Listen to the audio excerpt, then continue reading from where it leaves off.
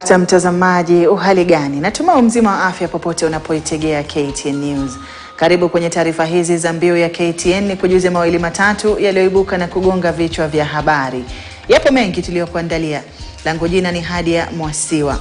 Na moja kwa moja tuking'oa nanga, tuanze na hili ambapo vikao vya kamati ya maridhiano ya kitaifa vimeingia siku ya tatu leo, huku makundi mbalimbali yakiendelea kuwasilisha mapendekezo yao mbele ya kamati hiyo.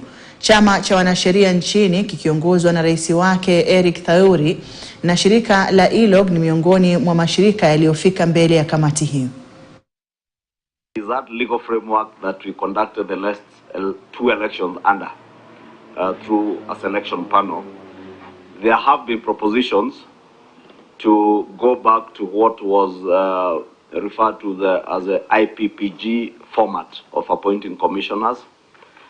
There have also been proposals by some quarters to use what happens in other Commonwealth jurisdictions where the president unilaterally appoints commissioners. In your view as LSK, what would be the best option to have the current legal framework that we have, where we have an independent selection panel, to go the unilateral decision of the president, or to go the IPPG invention of 1997 in Kenya?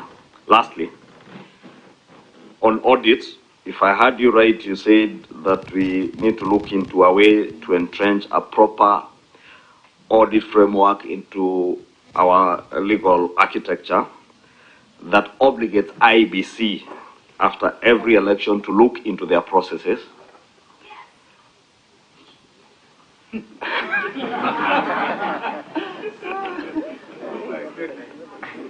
That has been answered for me. I want to believe that one was not answering me. And therefore, my listening to you, I got the sense that you're also saying what we've heard before, that IEBC should be obligated after every election to have a look at the processes. And maybe the Article 88, I think that Honorable Eugene was reading for us, 88H, on evaluation of elections. Probably listening to what you're saying and looking at that article, maybe the Constitution was asking IEBC then to be obligated to evaluate their own systems after an election, because the same Constitution has also obligated other state organs and institutions like the Supreme Court to be the one to review election results. And therefore, the Constitution never envisaged at any one time that there shall be an audit of election results by IEBC itself or any other organ other than the judicial system. Therefore, I just want a clarification, because when two other groups appeared here, they spoke about an audit of the processes, and maybe you can confirm whether that would be accurate.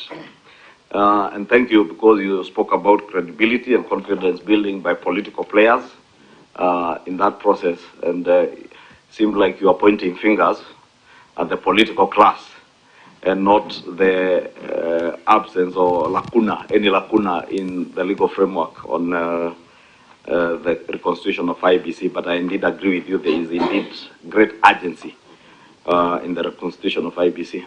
Mheshimiwa Catherine. Yes.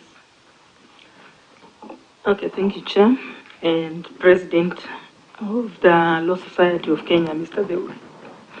I've listened to you very keenly as a lay person, and I noticed it's like you are opposing generally many issues that are supposed to be entrenched in the Constitution, just from a layman's point of listening. When I looked at the two-thirds gender rule, you actually just came out clearly and said we need to implement it. But you have not given us any suggestions or any... Na mtazamaji, kwengineko, shughuli katika mtambo wa kukusanya maji taka kwenye eneo la Naivasha